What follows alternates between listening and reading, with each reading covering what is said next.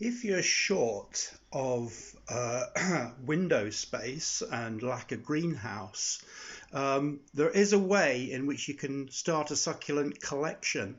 And mine is a bit Heath Robinson, but it does work.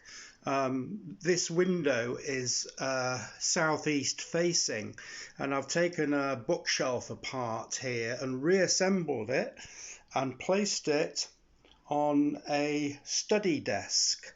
I've moved the shelf as close as possible to the window so that the plants can get the maximum amount of sun, and you can see that the sun is coming through now from the house over there, and I've got the top layer of plants as the ones that need the most sunshine, and this is a collection of euphorbias.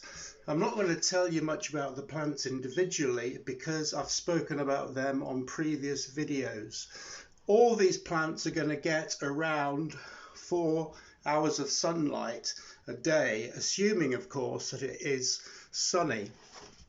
On the second shelf down, which I think might be the sunniest, I've got a collection of living stones, about 9 or 10 pots, and these are all splitting now, and as you can see they're all in the sunshine, and this is 1:30 in the afternoon, and they will continue to get sun until about 6 o'clock, so they're getting a fair amount of sunshine.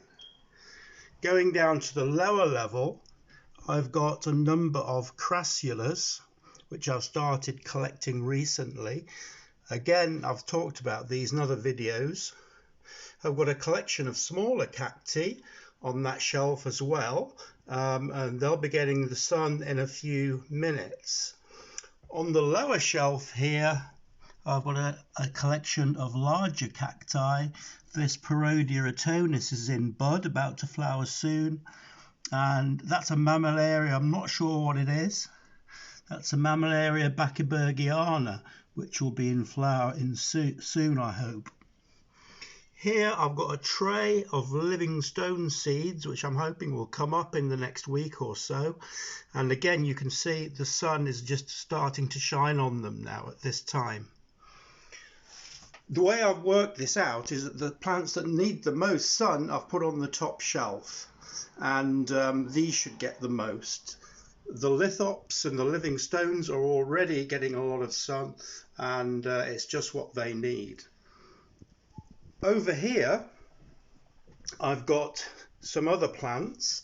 I've spoken to you about Crassula Muscosa and this Senecio stapelioides.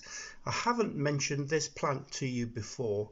It's a tiger Kalang Koa. And one of the things you'll notice about plants that produce flowers in windows is that you have to turn them regularly. Otherwise, the flower spike will just constantly be bending towards the sun. If you want to keep it straight, you've got to keep it turned round on a daily basis, really. So all these plants I've picked up over the last couple of years, they're all getting plenty of sunshine, and I think this is a really good way of displaying and collecting these plants. I haven't been able to find any transparent shells, which would clearly be the ideal, because if they're made of wood, they cut out a lot of light coming through to the other plants on the shelves.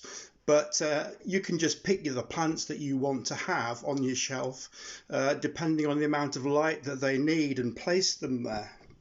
And you can see this bottom shelf has got the maximum amount of light at the moment, and the others will be getting some light soon. Obviously, if you've got really tall plants, you don't want them to be on a short shelf. So that's why these lithops are on here, because they're not going to grow very big.